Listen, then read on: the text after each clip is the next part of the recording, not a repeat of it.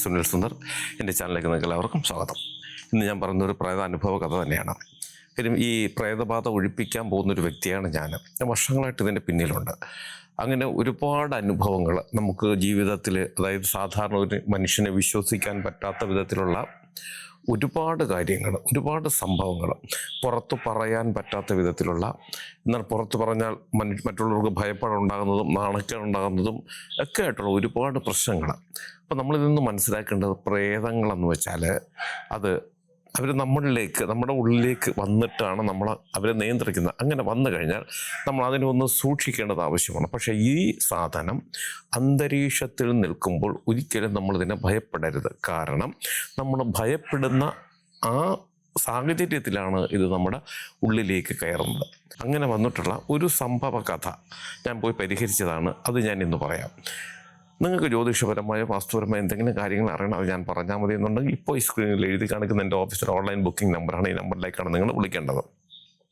1-2 ചെറിയ കാര്യങ്ങളുണ്ട്, അതനുസരിച്ചിട്ട് നിങ്ങൾ ബുക്ക് ചെയ്യണം. അങ്ങനെ നിങ്ങൾ ബുക്ക് ചെയ്താൽ നിങ്ങൾ ചോദിക്കുന്ന ജ്യോതിഷപരമോ വാസ്തുപരമോ കാര്യത്തിൻ്റെ മറുപടി ഞാൻ നിങ്ങൾക്ക് തരാം. അത് കേട്ടിട്ട് നിങ്ങൾക്ക് എന്നെ തിരിച്ച് വിളിക്കുകയും ചെയ്യാം. അപ്പോൾ നമുക്ക് ഇന്നത്തെ വിഷയത്തിലേക്ക് കിടക്കാം. ഒരു ചെറുപ്പക്കാരൻ ഒരു ഭാഗത്ത് പോയിട്ട് അയാളൊരു പെൺകുട്ടിയെ വിവാഹം കഴിക്കാനൊക്കെ തീരുമാനിക്കുന്നു. അപ്പോൾ അതായത് ആളുടെ ഏറ്റവും അടുത്ത സുഹൃത്തിൻ്റെ സഹോദരി തന്നെയാണ്. അപ്പോൾ ഇവർ വളരെ സ്കൂൾ തലത്തിൽ തൊട്ടേ ഈ 2 കൂട്ടുകാരന്മാർ തമ്മിൽ നല്ല ബന്ധമാണ്. അതിനുശേഷം വളർന്നു വലുതായി പഠിത്തമൊക്കെ പൂർത്തിയാക്കി 2 പേർക്കും ജോലിയൊക്കെ കിട്ടി. അങ്ങനെ കഴിഞ്ഞപ്പോൾ ആ വീട്ടിലെ ഒരു നിത്യ സന്ദർശകനാണ് ഈ കൂട്ടുകാരൻ. 2 പേരും അങ്ങോട്ടും ഇങ്ങോട്ടും. അങ്ങനെ വന്നപ്പോഴത്തേക്ക് തന്നെയാണ് ഈ അയാളുടെ സഹോദരി കല്യാണം കഴിക്കാനായിട്ട് ഈ പയ്യൻ്റെ വീട്ടുകാർക്കൊരു ആലോചന. പക്ഷേ അവരങ്ങനെ വീട്ടിൽ പോയിരുന്നു എന്നുണ്ടെങ്കിൽ പോലും അങ്ങനെ ഒരു പ്രേമമോ കാര്യങ്ങളോ അങ്ങനെ ഒരു ലക്ഷ്യമൊന്നും ഈ ചെറുപ്പക്കാരൻ്റെ മനസ്സിലും ഇല്ലായിരുന്നു. അവരുടെ മറ്റേ പെണ്ണ് വീട്ടുകാരുടെ മനസ്സിലും ഇല്ലായിരുന്നു. അപ്പോൾ ഈ ചെറുപ്പക്കാരൻ്റെ വീട്ടുകാർക്കാണ് ഒരു ആലോചന തോന്നി, നിങ്ങൾ ഇത്രയും നല്ല സൗഹൃദത്തിൽ പോകുമല്ലേ, അപ്പോൾ അവിടെ നിന്ന് തന്നെ പെൺകുട്ടിയെ നിനക്ക് തരുമെങ്കിൽ ആലോചിക്കാം എന്ന് പറഞ്ഞിട്ട്. അപ്പോൾ കുറച്ച് ദൂരമുണ്ട് 2 പേരുടെ വീടുകൾ തമ്മിൽ. കുറച്ച് വെച്ചാൽ 2 ജില്ല തന്നെയാണ്. ഞാൻ അവിടെ പോയി പെണ്ണാലോചിച്ചു, സംസാരിച്ചില്ല. എല്ലാവർക്കും വലിയ താല്പര്യമായി. അപ്പം ഈ പെണ്ണൊക്കെ ആലോചിച്ച് കഴിഞ്ഞതിന് ശേഷവും അപ്പം വിവാഹത്തിനെന്തോ കുറച്ച് നാളത്തെ താമസം എല്ലാം പറഞ്ഞുറപ്പിച്ചു, നിശ്ചയമെല്ലാം കഴിഞ്ഞു വെച്ചു. അതിനുശേഷം വീണ്ടും വിവാഹത്തിന് ഒരുപാട് താമസമുണ്ട്. പക്ഷേ ഇവർ ആ സൗഹൃദം അത് പഴയതുപോലെ മാസത്തിൽ 1 ദിവസമെങ്കിലും ഇദ്ദേഹം ആ വീട്ടിൽ പോകും, അവരിങ്ങോട്ട് വരും, അതായത് പയ്യൻ ഇങ്ങോട്ട് വരും. ഇങ്ങനെയൊക്കെ ചെയ്യുന്ന ഒരുപാട് അത്ര വലിയ സൗഹൃദമാണ്. അപ്പം ഈ വിവാഹം ആലോചിച്ച് വെച്ചു, നിശ്ചയം കഴിഞ്ഞെങ്കിൽ പോലും പിന്നെ ഈ സാധാരണ പുരുഷൻ അവിടെ പോകാൻ പാടില്ല. പക്ഷേ ഇവർ പഴയ കണക്കെ 2 പേരും. ഇദ്ദേഹം അവിടെ പോകുന്നു, രാത്രി അവിടെ പോയാൽ രാത്രി അവർ പകൽ അവിടെയൊക്കെ ഒരുപാടൊക്കെ ചുറ്റിക്കറങ്ങും. ഈ പെൺകുട്ടിയുടെ വീടെന്ന് വെച്ചാൽ ഒരു നാട്ടുപ്രദേശമാണ്. അവിടെ ഒരുപാട് ഭാഗമൊക്കെ ചുറ്റിക്കറങ്ങിയിട്ടൊക്കെയാണ് ഇവർ വരുന്നത്. രാത്രി അവിടെ കിടന്നുറങ്ങും, നല്ല ആഹാരമൊക്കെ കഴിച്ചിട്ടൊക്കെയാണ് ഇവർ വരുന്നത്. അങ്ങനെ ഈ വിവാഹം ആലോചിച്ചൊക്കെ വെച്ചതിന് ശേഷം ഒരു ദിവസം ഈ കൂട്ടുകാരന്മാർ ഇവിടെ നിന്ന് 2-3 കൂട്ടുകാരെയും കൂടെ കൂട്ടി ഇദ്ദേഹം അവിടെ പോയി. അപ്പോൾ പോകുമ്പോൾ ഇദ്ദേഹത്തിന് കുറച്ചുകൂടി ഒരു ഗമ എന്ന് പറയാം. കാരണം വെച്ചാൽ എൻ്റെ ഭാര്യ, ഞാൻ കല്യാണം കഴിക്കാൻ പോകുന്ന ഭാര്യയുടെ വീടാണ്. ആ വീടും പരിസരമൊക്കെ കാണിക്കാനൊക്കെ ആയിട്ട് ഒരു പ്രത്യേക ഒരു ഇളക്കം ആ സമയത്തിന് എല്ലാവർക്കും ഉണ്ടാവുമല്ലോ. ഇങ്ങനെ ഈ ചെറുപ്പക്കാരൻ ഈ കൂട്ടുകാരെയൊക്കെ കൂട്ടി ആ വീട്ടിൽ പോകുന്നു. വീട്ടിൽ പോകുമ്പോഴത്തേക്ക് ഇവരുടെ വീടിൻ്റെ കുറച്ച് അങ്ങോട്ട് മാറിയിട്ട് ഒരു വലിയ കുളമുണ്ട്. ഈ കുളത്തിൽ പകൽ സമയങ്ങളിലൊക്കെ എല്ലാവരും പോകും. ഒരു സന്ധ്യ അങ്ങോട്ട് മയങ്ങി കഴിഞ്ഞാൽ, ഇതൊരു സന്ധ്യ എന്ന് പറഞ്ഞാൽ ഒരു 3-4 മണിയൊന്നും കഴിഞ്ഞാൽ പിന്നെ ആരും ആ കുളത്തിൽ കുളിക്കാനോ ഒന്നും പോകില്ല. ആ കുളത്തിൻ്റെ ഒരു പ്രധാന ജംഗ്ഷൻ കഴിഞ്ഞ് വീണ്ടും ആ പ്രധാന ജംഗ്ഷനിൽ നിന്ന് വേറൊരു റോഡുണ്ട്, ഒരു ബൈ റോഡ്. ആ റോഡ് നടന്ന് വന്നിട്ട് ആ റോഡിൽ നിന്നും ആ ശരിക്കുള്ള വഴി വരികയാണെങ്കിൽ കറങ്ങി വേണം ഇവരുടെ വീട്ടിൽ വരാനായിട്ട്. പക്ഷേ ഈ ബൈ റോഡിൽ നിന്നും ഈ കുളത്തിൻ്റെ സൈഡിൽ കൂടി ഒരു വഴിയുണ്ട്. ആ വഴി വരികയാണെങ്കിൽ ഇവരുടെ വീട്ടിലും ആ പ്രദേശത്തുള്ളവർക്കും പെട്ടെന്ന് എത്താൻ പറ്റും. അപ്പം മിക്കവാറും ആൾക്കാർ രാത്രിയൊന്നും അതിലങ്ങനെ വരാറില്ല. കാരണം അവിടെ അത്രയേറെ പ്രശ്നം ആ കുളത്തിനകത്തുണ്ട്. പലർക്കും പേടി ഉണ്ടാകുന്നുണ്ട്, പേടിപ്പിച്ചിട്ടുണ്ട്, ഒരുപാട് പേടിച്ച് പലവിധ പ്രശ്നങ്ങളൊക്കെ ഉണ്ടായിട്ടുണ്ട്. അങ്ങനെ ആ പ്രദേശത്തിൻ്റെ ഒരു പേടി സ്വപ്നമാണ് ഈ കുളം. അപ്പോൾ ഈ കൂട്ടുകാരന്മാരെല്ലാവരും കൂടി ഇരുന്ന് വൈകിട്ട് ചേർന്ന് കുറച്ച് സന്ധ്യ മയങ്ങി 6 മണിയൊക്കെ എന്തോ ആയി. അപ്പോഴത്തേക്ക് എല്ലാവരും ഉണ്ട്. അപ്പോൾ ഈ കല്യാണം കഴിക്കാൻ പോകുന്ന പയ്യനുണ്ട്, പെൺകുട്ടിയുണ്ട്, അവരുടെ വീട്ടുകാർ, ഇവിടെ നിന്ന് പോയ സുഹൃത്തുക്കൾ എല്ലാവരും കൂടി ഇരുന്ന് ഇങ്ങനെ പറയണം. അപ്പം നമ്മുടെ നാട്ടിൽ ഇതിൻ്റെ ഒരു വീരവാദം എന്ന് പറയും. അപ്പം ഈ കല്യാണം കഴിക്കാൻ പോകുന്ന പയ്യൻ പറഞ്ഞു, എനിക്കങ്ങനെ ഈ പ്രേതത്തിനൊന്നും പേടിയൊന്നുമില്ല എന്ന് പറഞ്ഞ് അയാളങ്ങനെ അയാളുടേതായ കുറേ സ്റ്റാൻഡ് പറഞ്ഞു.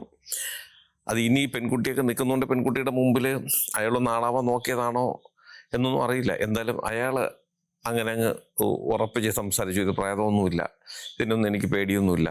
അപ്പോഴത്തേക്ക് പെൺകുട്ടിയുടെ വീട്ടുകാർ ആ നാട്ടുകാർക്കുണ്ടായ ഓരോ അനുഭവങ്ങളൊക്കെ പറഞ്ഞപ്പോൾ അയാൾ അതിനെല്ലാം ഓരോ പഴുതുകൾ, അതങ്ങനെയല്ല, അതിങ്ങനെയാണ് സംഭവിച്ചത്, അത് പ്രേതമല്ല എന്നുള്ള രീതിയിലൊക്കെ അയാൾ അവരോട് ഇങ്ങനെ തർക്കിച്ചും സംസാരിച്ചും കൊണ്ടിരുന്നു. അപ്പോൾ കുറേ ഇങ്ങനെ തർക്കിച്ചു വന്നപ്പോൾ അവരെല്ലാവരും അത് വിശ്വസിക്കുന്ന ഒരു അവസ്ഥയിലേക്ക് എത്തിയെന്ന് ഇദ്ദേഹത്തിന് തോന്നി. അത് കാരണം ഇദ്ദേഹം കുറച്ച് കൂടുതൽ ആയിട്ടങ്ങനെ സംസാരിച്ചു. അപ്പോൾ ഇവിടെ നിന്ന് പോയ ഇദ്ദേഹത്തിനോടൊപ്പം പോയ ഈ കൂട്ടുകാരന്മാർ അവർ നിശബ്ദരായിട്ട് കേട്ടിരുന്നിട്ട് അവർ പറഞ്ഞു, നീ ഇത്രയും വീരവാദം അടിക്കുന്നല്ല, നീ ഒരു കാര്യം ചെയ്യ്, ഇപ്പം എന്താ ഒന്ന് സന്ധ്യയായി വരികയാണ്, നീ അവിടെ പോയി ഒന്ന് കുളിച്ചിട്ട് വാ എന്ന് പറഞ്ഞു. അപ്പോഴത്തേക്ക് ഈ പെണ്ണിൻ്റെ വീട്ടുകാർ അയ്യോ അതൊന്നും അത്രയും വലിയ പരീക്ഷണമൊന്നും വേണ്ട, പോണ്ട, അത് ശരിയാവില്ല എന്നൊക്കെ പറഞ്ഞ് അവർ എല്ലാവരും കൂടി തടുത്തു. അപ്പം ഈ പോയന്മാർ തന്നെ ഈ അതായത് ഇവിടെ നിന്ന് നാട്ടിൽ നിന്ന് പോയ കൂട്ടുകാരന്മാർ തന്നെ അയാൾക്ക് ഭാര്യയായി. അതല്ലല്ലോ, അവൻ ഇപ്പം ഇല്ല, പ്രേതമില്ല, പേടിയില്ല എന്നല്ലേ പറഞ്ഞത്, എനിക്ക് അവന്ന് പോയിട്ട് വരട്ടെ, അത്ര ചങ്കൂറ്റുള്ളവനാണ്, പോട്ടെ എന്നൊക്കെ പറഞ്ഞിട്ട് ഇവർ ചുമ്മാ അങ്ങോട്ട് കളിയാക്കി. അപ്പം ഈ പെൺകുട്ടി അവിടെ ഇരിക്കുകയല്ലേ, പെൺകുട്ടിയുടെ വീട്ടുകാരുണ്ട്.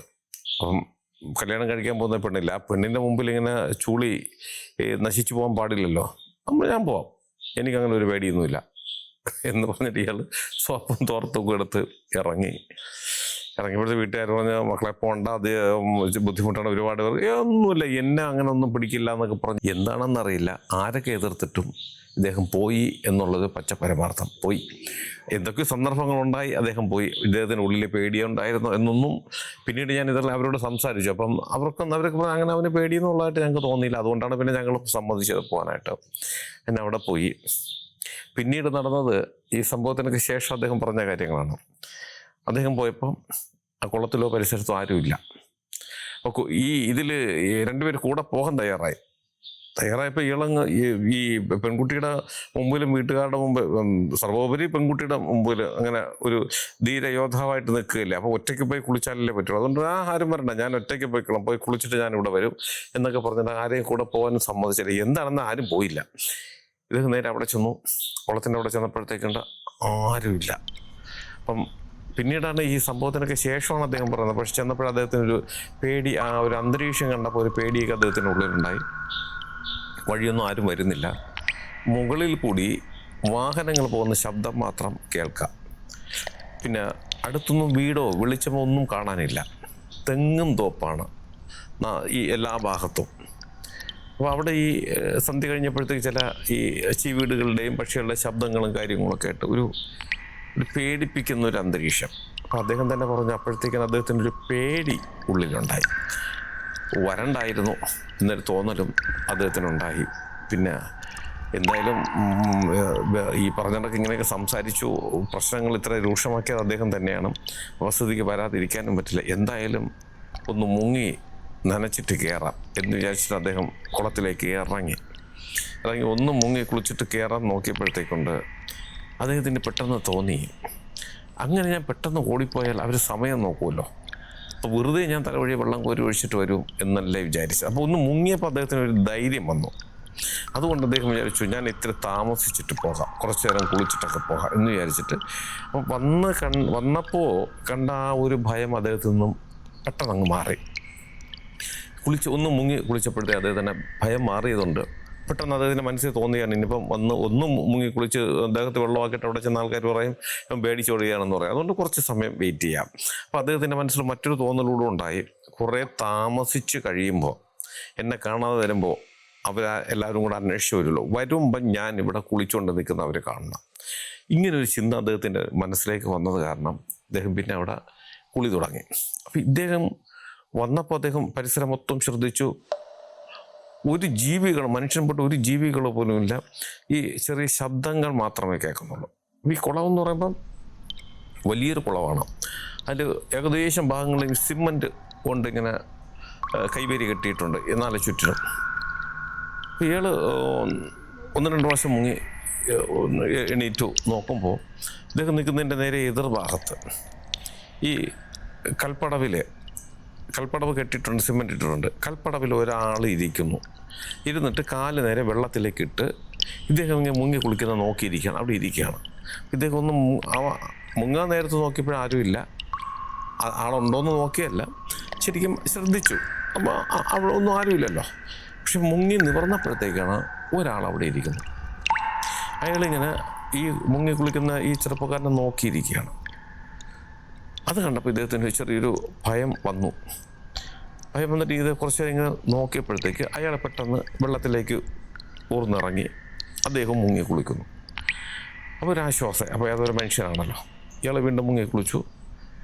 ഇട്ട് നോക്കുമ്പോൾ അയാൾ മുങ്ങി നിന്നിട്ട് ഈ തലവഴി ഇങ്ങനെ കൈ കൊണ്ട് വെള്ളം ഒഴിച്ച് തലയൊക്കെ ഇങ്ങനെ വെള്ളം കൊണ്ടിങ്ങനെ കഴുകുന്നതായിട്ടൊക്കെ അദ്ദേഹം കണ്ടു. കൈയൊക്കെ കൊണ്ടിങ്ങനെ സാധാരണ ആൾക്കാർ കഴുകുമ്പോൾ വെള്ളം ഒഴിച്ച് കഴുകുന്നു. എന്നിട്ട് പെട്ടെന്നൊരു വെള്ളത്തിലേക്ക് താന്നു. അപ്പം എന്തോ ഇദ്ദേഹം ഇങ്ങനെ നോക്കി നിൽക്കുകയാണ്. പക്ഷെ വെള്ളത്തിൽ താന്നയാൾ സമയങ്ങൾ കഴിഞ്ഞിട്ടും പൊങ്ങി വരുന്നില്ല.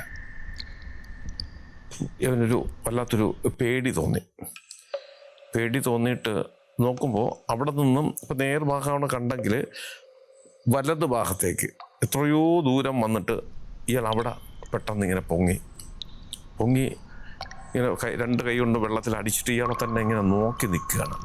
ഇവനാകെ നല്ല പേടിയിട്ട് വീണ്ടും അവിടെ മുങ്ങി. അപ്പം ഇവൻ എന്ത് ചെയ്യണമെന്നറിയില്ല. വീണ്ടും മുങ്ങി, കാണാനില്ല. ഇവൻ എന്ത് ചെയ്യണമെന്നറിയില്ല. അപ്പം ആദ്യം അത് വലിയ കുളമാണ്. കുളത്തിൻ്റെ നേരെ മുൻഭാഗത്ത് ഇയാൾ ഈ കരയിൽ നിൽക്കുന്നു. മറുകരയിലാണ് അയാളെ കണ്ടത്. അയാൾ മുങ്ങിയാൾ പിന്നെ എത്രയോ സമയത്തിന് ശേഷം വലതുഭാഗത്ത് കുളത്തിൻ്റെ കരയിൽ കരയുടെ അടുത്ത ഭാഗത്ത് ഇയാളെ പൊങ്ങി. അവിടെ നിന്ന് മുങ്ങി വീണ്ടും നിമിഷങ്ങൾ കഴിഞ്ഞതിന് ശേഷം നേരെ എതിർഭാഗത്ത് ഇടത് ഭാഗത്ത് അതേ കുളത്തിൻ്റെ 3 ഭാഗത്തും ഇയാൾ 3 പ്രാവശ്യമായിട്ട് പൊങ്ങി. അപ്പം സാധാരണ ഒരാൾക്ക് ഇത്രയും ദൂരം ഈ മുങ്ങാങ്കുടി എന്ന് പറയുക വെള്ളത്തിൻ്റെ അടിയിൽ കൂടിയുള്ള ഇങ്ങനെ പോകുന്നത് ശ്വാസം പിടിച്ച് പോകാൻ സാധിക്കില്ല. പിന്നെ ഇവൻ നോക്കുമ്പോൾ ഇവ അവിടെ തന്നെ നോക്കി നിൽക്കുകയാണ്. എവിടെ പോകുന്നു നോക്കുമ്പം ഇവിടെ ഒരാൾ നിവരുന്ന ശബ്ദം കേട്ട് നോക്കുമ്പം അയാൾ ഇങ്ങനെ നിവർന്നിട്ട് അപ്പം ഇവന് കുറച്ച് അടുത്താണ് കാണാം. അവൻ പറയുന്ന അയാളെ കണ്ണുകളിങ്ങനെ തീക്കനൽ പോലെ ജ്വലിക്കുകയാണ്. ഇവനെ നോക്കി നിൽക്കുകയാണ്. ഈ വെള്ളത്തിൽ നിന്ന് പൊങ്ങിയിട്ടും തീക്കനൽ പോലെ ജ്വലിക്കുന്നു. ഇവനിങ്ങനെ നോക്കി നിൽക്കുകയാണ്. അവനാകെ പേടിച്ചു. ഇവൻ നേരെ അവിടെ നിന്ന് ചാടി കരയിൽ കയറി അപ്പം കുളത്തിൽ നിന്ന് കയറി തുണി അവൻ്റെ ഡ്രസ്സിങ്ങനെ എടുത്തത് മാത്രമേ ഇവന് ഓർമ്മയുള്ളൂ. പിന്നീട് ഇവൻ കുളത്തിൻ്റെ അടുത്ത് തിരിഞ്ഞാണ് നിൽക്കുന്നത്. തിരിച്ചു കയറാൻ വേണ്ടിയിട്ട് കുനിഞ്ഞ് ഈ തുണി എടുത്ത് നിവർന്നതും ഇവൻ്റെ ഈ കുറുക്കിൽ ഒരടിയും അതിനോടൊപ്പം വെള്ളത്തിൽ എന്തോ വലിയ ഒരു സാധനം വന്ന് വീഴുന്ന ഒരു ശബ്ദവും. അത്രയും അവന് ഓർമ്മയുള്ളൂ. പിന്നീട് ഇവന് ബോധം വരുമ്പോൾ ഈ പെണ്ണ് വീട്ടിൽ ഇവൻ്റെ കൂട്ടുകാരും അവിടുത്തെ വീട്ടിലെ ആൾക്കാരും പിന്നെ ആ നാട്ടിലുള്ള ഒരു 4-5 പേരും ഒക്കെ ഇങ്ങനെ കൂടി നിൽക്കുകയാണ്. എല്ലാവരും പേടിച്ച് നിൽക്കുന്നു. ഇവന് അതിനിടയ്ക്ക് ആരോ മറ്റെന്തോ വസ്ത്രം ഉടുപ്പിച്ചിരിക്കുന്നു. തുടച്ചു വാരിയൊക്കെ എടുത്ത് വെള്ളമൊക്കെ തിളച്ചു, വെള്ളമൊക്കെ കുടിക്കാൻ കൊടുത്തു. നോക്കുമ്പോൾ അപ്പോഴാണ് ഇവന് ബോധം വീണത്. അപ്പം ഇവന് ബോധം മറയുമ്പോൾ സംഭവിച്ച കാര്യം ഞാൻ നേരത്തെ പറഞ്ഞല്ലോ. പിന്നെ ബോധമില്ല. അവിടെ സംഭവിച്ചത് ഇവൻ അതോടുകൂടി അലറി വിളിച്ച് അവിടെ വീണ്. ഈ അലറിയെ വിളിച്ചതും വീണതൊന്നും അവന് ഓർമ്മയില്ല. ഇത് കുനിഞ്ഞെടുത്തതും ഈ ശബ്ദം കേട്ടതും കുറുക്കിൽ അടി കിട്ടിയത് മാത്രമേ ഓർമ്മയുള്ളൂ. ഇവൻ അലറി വിളിച്ചുകൊണ്ടാണ് അവിടെ വീണത്. അപ്പോഴത്തേക്കും മുകളിൽ റോഡുണ്ടെന്ന് പറഞ്ഞു. ആ റോഡിൽ നിന്നും ഇറങ്ങിയാണ് ഈ വഴി വരുന്നത്. അവിടെ നിന്ന് ആരോ 2-3 പേര് ഓടി ഈ ശബ്ദം കേട്ടിട്ട് ഓടി വന്ന് നോക്കുമ്പോൾ ഈ ചെറുപ്പക്കാരെ ഇവിടെ ഈ തുണിയും മണിയൊക്കെ ആയിട്ട് അവിടെ വീണ് കിടക്കുകയാണ്, ഒരു ബോധവുമില്ലാതെ. പക്ഷെ അവർക്കറിയാം ഈ വീട്ടിലുള്ള പയ്യനാണെന്ന്, വരുന്ന പയ്യനാണെന്നൊക്കെ മനസ്സിലായത് കാരണം നിശ്ചയത്തിനൊക്കെ അവരൊക്കെ ഉണ്ടായിരുന്നു. അതുകൊണ്ട് അവർക്ക് മനസ്സിലായി. അവരെല്ലാം 4-5 പേരുണ്ടായിരുന്നു. അവരെല്ലാം കൂടെ പൊക്കിയെടുത്ത് നേരെ ഈ വീട്ടിൽ വന്നു. അപ്പോൾ വീട്ടുകാരിങ്ങനെ ഇവനെ കാണാതെ വിഷമിച്ചിരിക്കുകയാണ്, എവിടെ പോയെന്നറിയാതെ. അപ്പോൾ അവർ പ്ലാൻ ഇടുന്നുണ്ട്, നമുക്കൊന്നെല്ലാവരും കൂടെ ഒന്ന് പോയത് അന്വേഷിച്ചാലോ എന്നുള്ള. അപ്പം അതിനുള്ള തയ്യാറെടുപ്പ് അങ്ങനെ എടുത്തുകൊണ്ടിരുന്നപ്പോഴത്തേക്കുണ്ട് എല്ലാവരും കൂടെ കുയെന്ന് വിളിച്ചുകൊണ്ട് എടുത്തുകൊണ്ട് വന്ന് നേരെ അവിടെ കൊണ്ട് കിടത്തുന്നു. അവർ കാര്യം പറഞ്ഞ് ഇങ്ങനെ ഒരു നിലവിളി കേട്ടു. ഞങ്ങൾ ചെന്നപ്പം കണ്ടത് ഇതാണെന്ന് പറഞ്ഞിട്ട് അതിനുശേഷമാണ് തട്ടി എഴുപ്പിച്ചത്. പിന്നെ അവന് ശബ്ദമില്ല, ഇവൻ സംസാരിക്കുന്നില്ല. അതിനുശേഷം പിന്നെ അടുത്ത ദിവസം കൂട്ടുകാരെല്ലാം കൂടെ അവനെ വീട്ടിൽ കൊണ്ടുവന്നു. വീട്ടിൽ കൊണ്ടുവന്നതിന് ശേഷം അവന് ഉറങ്ങാൻ പറ്റില്ല. രാത്രിയാകുമ്പോൾ ഇവൻ്റെ കഴുത്തിൽ ആരോ വന്ന് അമർത്തി പിടിക്കുന്നു, ഇവൻ്റെ കാല് പിടിച്ച് വലിച്ച് തറയിലേക്ക് ഇടുന്നു. പേടി, ഇവന് ജോലിക്ക് പോകാൻ വയ്യ, ഇവന് പുറത്തിറങ്ങാൻ വയ്യ, പേടി. വെള്ളം കണ്ടാൽ ഇവ അപ്പോഴും വിളിക്കും. വേണ്ട ബഹളമായി, കുളിക്കാൻ പോലും പറ്റുന്നില്ല. അവസാനം പനി പിടിച്ചതണക്ക് ഇവനങ്ങ് ഒരാഴ്ച കൊണ്ട് ഇവനങ്ങ് ശോഷിച്ചു. അവൻ്റെ ശരീരമൊക്കെ അങ്ങ് എല്ലും തോലും പോലെയായി. പെണ്ണിൻ്റെ വീട്ടുകാരെല്ലാവരും ഇവിടെ വന്നിട്ട് പിന്നെ അതിന് ശേഷമാണിത് ചികിത്സിക്കാൻ ഞാൻ അവിടെ ചെല്ലുന്നത്. പൂജാ കർമ്മങ്ങളിൽ കൂടി അതിനെ പൂർണ്ണമായും മാറ്റി കൊടുത്തു. പറഞ്ഞ സമയത്തിന് അവർ വിവാഹം കഴിഞ്ഞു. ഇത് സംഭവിച്ച ആ കുളത്തിൽ വെച്ച് മരിച്ചു പോയിട്ടുള്ള ഏതോ ഒരു ദുരാത്മാവിൻ്റെ ആത്മാവായിരുന്നു. അപമൃത്യു സംഭവിച്ചു പോയിട്ടുള്ള, അതായത് അബദ്ധത്തിൽ വീണ് മരിച്ചു പോയതല്ല, അത് ആ ശരീരത്തിൽ വന്ന് പറഞ്ഞതാണ്. അത് ഒരു എന്താണ്, ഒരു നൈരാശ്യം കാരണം ആത്മഹത്യ, കുളത്തിൽ ചാടി ആത്മഹത്യ ചെയ്തതാണ്. അത് തന്നെ പറഞ്ഞു, കുളത്തിൽ ചാടി ചെളിയിലേക്ക് കാല് ചാടി കഴിഞ്ഞപ്പോൾ എനിക്ക് രക്ഷപ്പെടണമെന്ന് തോന്നി, പക്ഷേ എനിക്ക് പൊന്തി വരാൻ പറ്റിയില്ല, കാല് കുരുങ്ങിപ്പോയെന്നോ ചെളിയിൽ തന്നു എന്തൊക്കെ പറഞ്ഞു. അങ്ങനെ അവിടെ കിടന്ന് മരിച്ചു പോയതാണ്. മോക്ഷപ്രാപ്തിയൊന്നും കിട്ടിയിട്ടില്ല. അങ്ങനെ ഒരു ആത്മാവായിരുന്നു. അതിന് ഞങ്ങളെല്ലാവരും കൂടെ എൻ്റെ കർമ്മങ്ങളൊക്കെ ചെയ്തു പൂർത്തിയാക്കി അത് ഒഴിവാക്കി കഴിഞ്ഞു. അതിനുശേഷം ആ പയ്യനൊരു ഒരു ബുദ്ധിമുട്ടും വന്നിട്ടില്ല. കല്യാണം കഴിഞ്ഞ് അവർ സുഖമായിട്ട് ജീവിച്ചു. അപ്പം ഞാനിത് ഈ ഓരോ സംഭവങ്ങൾ പറയുമ്പോഴും പറയാനുള്ളത്, നമ്മളൊരു കൊതുകിനെ വരെ നമ്മൾ ഭയപ്പെടും. വീട്ടിൽ കൊതുക് വരാതിരിക്കാൻ നമ്മൾ ഈ പുകയ്ക്കും, അതുപോലെ ഈ കൊതുക് തിരി, അങ്ങനെ പല സംവിധാനങ്ങൾ നമ്മൾ ചെയ്തു വയ്ക്കും. ഒരു കൊതുകാണ്, അതിന് ഒരു അടി അടിച്ചാൽ മതി, അതിൻ്റെ ശരീരം എങ്ങനെ ഇരുന്നെന്ന് പോലും നമുക്കറിയാൻ പറ്റില്ല. ഒരു ചെറിയ കളർ മാത്രമേ അവിടെ ഉണ്ടാവുള്ളൂ, തീർന്നു. അത്രയും നിസ്സാരനായ കൊതുകിനെ പോലും നമ്മൾ ഭയപ്പെടുന്നുണ്ട്. അപ്പോൾ ഇതിനെയും നമ്മൾ ഭയപ്പെടണ്ട, പക്ഷെ ഇതിനെ വെല്ലുവിളിക്കാനൊന്നും നമ്മൾ പോകരുത്. കാരണം ഇതൊന്നും അത്ര നിസ്സാരക്കാരല്ല.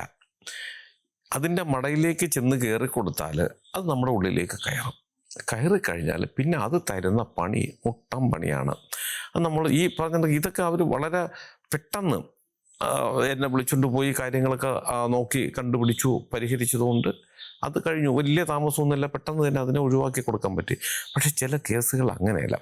ഇപ്പോഴും എൻ്റെ അടുത്ത് വരുന്നുണ്ട്, വർഷങ്ങളായിട്ട് ഇത് ശരീരത്തിലേക്കൊന്ന് വർഷങ്ങളായിട്ട് അത് ഉള്ളിൽ കിടന്ന് പിന്നീട് അത് നമുക്ക് ജീവിതത്തിൽ ഒരിക്കലും പരിഹരിക്കാൻ പറ്റാത്ത, അതായത് ഒരിക്കലും പിന്നീട് മുന്നോട്ട് പോകാൻ പറ്റാത്ത വിധം നമ്മുടെ ശരീരത്തിനെയും മനസ്സിനെയും നമ്മുടെ സമ്പത്തിനെയും നമ്മുടെ മറ്റ് ബന്ധങ്ങളെല്ലാം ഇത് നശിപ്പിച്ച് കളയും. അത്രയും രൂക്ഷമാണ് ഉള്ളിലേക്ക് വന്നു കഴിഞ്ഞാൽ. അതിനൊക്കെ ശേഷം ഒരുപാട് പേര് ഇപ്പോൾ എൻ്റെ വീഡിയോ കണ്ടിട്ട് വരുന്നുണ്ട്. വരുമ്പോൾ പറയുന്നത് 18ാമത്തെ വയസ്സിൽ പഠിച്ചു, ഇപ്പോൾ 50 വയസ്സായിട്ടുണ്ട്. അങ്ങനെയുള്ള ഒരുപാട് പേരുണ്ട്. വിദേശത്ത് നിന്ന് തന്നെ, ഗൾഫിലിരിക്കുന്ന ഒരുപാട് പേര് എന്നെ വിളിക്കാറുണ്ട്. അവിടെ പോയിട്ട് പോലും രക്ഷയില്ല, ഇത് ബുദ്ധിമുട്ടാകുന്നുണ്ട്, ആ നാട്ടിൽ നിന്നപ്പോൾ ഇങ്ങനെയായിരുന്നു, ഒരു പരിധിവരെയൊക്കെ ഒഴിവാക്കാൻ നോക്കി, പിന്നെ ഞങ്ങളതിന് ഒന്നും ചെയ്തില്ല, നാട്ടിൽ വന്ന് ഇവിടെ വന്നിട്ട് ജീവിക്കാൻ പറ്റുന്നില്ല എന്ന് പറഞ്ഞു. അപ്പോൾ ഇത് അന്തരീക്ഷത്തിൽ നിൽക്കുമ്പോൾ നമ്മളിതിനെ ഭയപ്പെടണ്ട, പക്ഷെ അതിൻ്റെ അടുത്ത് നമ്മൾ കളിക്കാൻ പോകരുത്. അങ്ങനെ എന്തെങ്കിലും ഒന്നും ഉണ്ടെന്നറിഞ്ഞാൽ അവിടെ നമ്മൾ വിട്ടങ്ങ് പോവുക. അതിൻ്റെ അടുത്ത് നമ്മൾ ഇതിനൊക്കെ വാശിയോ വൈരാഗ്യമോ കാണിക്കാനോ ഒന്നും പോകരുത്. കാരണം നമ്മൾ ഏതെങ്കിലും വിധത്തിൽ ഭയപ്പെടുന്ന ഒരു സന്ദർഭത്തിൽ ഇങ്ങനെ അന്തരീക്ഷത്തിൽ നിൽക്കുന്ന ഒരു നെഗറ്റീവ് അല്ലെങ്കിൽ ഒരു ആത്മാവ് നമ്മുടെ ഉള്ളിലേക്ക് കയറിക്കഴിഞ്ഞാൽ ചിലത് ആ സമയത്തിന് തന്നെ അത് നമ്മുടെ ശരീരത്തിനെ അല്ലെങ്കിൽ നമ്മുടെ നിയന്ത്രണത്തിനെ അത് ഏറ്റെടുക്കും. ചിലപ്പോൾ വർഷങ്ങൾ കഴിഞ്ഞു ഒന്നും ഇരിക്കും. അത് എങ്ങനെയാണെന്നൊന്നും പറയാൻ പറ്റില്ല. അതിന് പല കാരണങ്ങളുള്ളത് കൊണ്ടാണ് അങ്ങനെയൊക്കെ സംഭവിക്കുന്നത്. അപ്പം നമ്മൾ ഇത് ഒരു പനി വന്നാൽ നമുക്ക് ഒരു ഹോസ്പിറ്റലിൽ പോയി ഡോക്ടറെ കണ്ടാൽ നമുക്കത് പരിഹരിക്കാം, പ്രശ്നങ്ങളൊന്നുമില്ല. പക്ഷെ അതുപോലല്ല ഇതുപോലുള്ള വിഷയങ്ങൾ വന്നാൽ. അതുകൊണ്ട് എല്ലാവരും ശ്രദ്ധിക്കുക. പരീക്ഷണങ്ങൾ അല്ലെങ്കിൽ നമ്മൾ ചില ധൈര്യങ്ങളൊക്കെ കാണിക്കുന്നത് ആകാം, പക്ഷെ അത് ഈ ആത്മാക്കളോട്, പ്രേതങ്ങളോട് അങ്ങനെയൊന്നും കാണിക്കാതിരിക്കുക. കാരണം അവർ ഒരിക്കലും നമ്മൾ ഉപദ്രവിക്കണം എന്നുള്ളൊരു ധാരണയോട് കൂടിയല്ല അവർ അന്തരീക്ഷത്തിൽ നിൽക്കുന്നത്. അങ്ങനൊരു സന്ദർഭം വന്നാൽ അവർ നമ്മൾ വെറുതെ വിടുകയുമില്ല. ഞാൻ ഈ പറഞ്ഞ കാര്യം നിങ്ങൾക്ക് എല്ലാവർക്കും ഉപകാരപ്രദമാകട്ടെ. നിങ്ങൾക്ക് ജ്യോതിഷപരമായോ വാസ്തുപരമായോ എന്തെങ്കിലും കാര്യങ്ങൾ അറിയണം, അത് ഞാൻ പറഞ്ഞാൽ മതി എന്നുണ്ടെങ്കിൽ ഇപ്പോൾ ഈ സ്ക്രീനിൽ എഴുതി കാണിക്കുന്ന എൻ്റെ ഓഫീസിലെ ഓൺലൈൻ ബുക്കിംഗ് നമ്പറാണ്. ഈ നമ്പറിലേക്കാണ് നിങ്ങൾ വിളിക്കേണ്ടത്. 1-2 ചെറിയ കാര്യങ്ങളുണ്ട്, അതനുസരിച്ച് നിങ്ങൾ ബുക്ക് ചെയ്യണം. അങ്ങനെ നിങ്ങൾ ബുക്ക് ചെയ്താൽ നിങ്ങൾ ചോദിക്കുന്ന ജ്യോതിഷപരമോ വാസ്തുപരമോ കാര്യത്തിൻ്റെ മറുപടി ഞാൻ നിങ്ങൾക്ക് തരാം. അത് കേട്ടിട്ട് നിങ്ങൾക്ക് എന്നെ തിരിച്ചു വിളിക്കുകയും ചെയ്യാം. അതുപോലെ നിങ്ങളുടെ വീടിനോ നിങ്ങളുടെ ഭൂമിക്കോ വാസ്തുദോഷമോ ഭൂമിദോഷമോ ഇതുപോലുള്ള എന്തെങ്കിലും പ്രേതബാധ ദോഷങ്ങളോ ശത്രുദോഷങ്ങളോ എന്തെങ്കിലും ഉണ്ട്, പക്ഷെ അങ്ങനെയൊക്കെ ഉള്ളതിന് ഞാൻ അവിടെ നേരിട്ട് വന്നാലേ കണ്ടുപിടിക്കാൻ പറ്റുള്ളൂ. അത് നിങ്ങൾ വിളിച്ചോളൂ. ഏത് ജില്ലയിലാണെങ്കിലും മറ്റൊരു സ്റ്റേറ്റിലാണെങ്കിലും സമയക്രമം അനുസരിച്ച് ഞാൻ അവിടെ വന്ന് കണ്ട് അത് പൂർണ്ണമായി ഞാനത് പരിഹരിച്ച് തരികയും ചെയ്യും. അതിന് നിങ്ങൾ ഈ നമ്പറിലാണ് വിളിക്കേണ്ടത്. അതുപോലെ ഓൺലൈൻ വഴി അല്ലാതെ നിങ്ങൾക്ക് ജ്യോതിഷം അറിയാൻ നേരിട്ട് വന്നറിയാനുള്ള സംവിധാനമുണ്ട്. അങ്ങനെ വരികയാണെങ്കിൽ നിങ്ങൾ തിരുവനന്തപുരം ജില്ലയിലാണ് വരേണ്ടത്. അവിടെ വരുന്നവരും ഈ നമ്പർ വിളിച്ച് ബുക്ക് ചെയ്തതിന് ശേഷം മാത്രം വരാൻ ശ്രമിക്കുക. ഇതെൻ്റെ ഓഫീസിലെ ഓൺലൈൻ ബുക്കിംഗ് നമ്പറാണ്. ഇത് എല്ലാ ദിവസവും രാവിലെ 10 മുതൽ വൈകുന്നേരം 5:30 മണി വരെ നിങ്ങൾക്ക് നമ്പർ വിളിച്ചത് ബുക്ക് ചെയ്യാം. നിങ്ങൾ എൻ്റെ ചാനൽ സ്ഥിരമായിട്ടൊന്ന് കാണണം, സബ്സ്ക്രൈബ് ചെയ്യണം. എനിക്ക് വേണ്ടി എല്ലാവിധ പ്രോത്സാഹനങ്ങൾ തരികയും വേണം. നിങ്ങൾക്കും നിങ്ങളുടെ കുടുംബത്തിലെ ഓരോ അംഗത്തിനും എല്ലാവിധ ഐശ്വര്യങ്ങളും സന്തോഷവും സമാധാനവും ദീർഘായുസ്സും ഈശ്വരൻ തരട്ടെ ആത്മാർത്ഥമായി പ്രാർത്ഥിച്ചുകൊണ്ട് തൽക്കാലം നിർത്തുന്നു. അടുത്ത ഒരു വീഡിയോയുമായി കാണുന്നവർ എല്ലാവർക്കും നന്ദി, നമസ്കാരം. ഇടയ്ക്ക് ഒരു കാര്യം പറഞ്ഞോട്ടെ. എൻ്റെ മൂത്ത മകള് ഒരു ബിസിനസ് തുടങ്ങിയിരിക്കുന്നത് ഓൺലൈൻ ബിസിനസ്സാണ്. നിങ്ങൾ ആവശ്യപ്പെടുന്ന ഡിസൈനുള്ള തുണികൾ, സ്ത്രീകൾക്കും കുട്ടികൾക്കുമുള്ള തുണികൾ തയ്ച്ച് കൊറിയറിൽ അയച്ചു തരുന്ന ഒരു സംവിധാനമാണ്. കുറച്ച് വിപുലമായിട്ടാണ് ഞങ്ങൾ തുടങ്ങിയിട്ടുള്ളത്. ഈ കാണിക്കുന്ന ഈ സൈറ്റിൽ നിങ്ങൾ കയറി നോക്കുക. ഇതിനകത്ത് ഒരുപാട് മോഡലുകൾ കാണിച്ചിട്ടുണ്ട്. ഇഷ്ടപ്പെട്ടാൽ മാത്രം നിങ്ങൾ തീർച്ചയായിട്ടും ഓർഡർ തരണം. ഒരുപാട് പേര് ഞങ്ങൾക്ക് ഓർഡർ തരുന്നുണ്ട്. നിങ്ങളും ഇഷ്ടപ്പെട്ടാൽ തീർച്ചയായിട്ടും നിങ്ങൾ ഓർഡർ തന്ന് ഞങ്ങളെ സഹായിക്കണം. അത് കൊറിയറിൽ നിങ്ങളുടെ വീട്ടിലേക്ക് അയച്ചു തരും. വിശദമായിട്ടുള്ള വിവരങ്ങളൊക്കെ അത് ഡിസൈനിനെ കുറിച്ചുള്ള സകല കാര്യങ്ങളും ഇതിനകത്തുണ്ട്. ഇഷ്ടപ്പെട്ടാൽ ഓർഡർ തന്ന് ഞങ്ങളെ സഹായിക്കുക.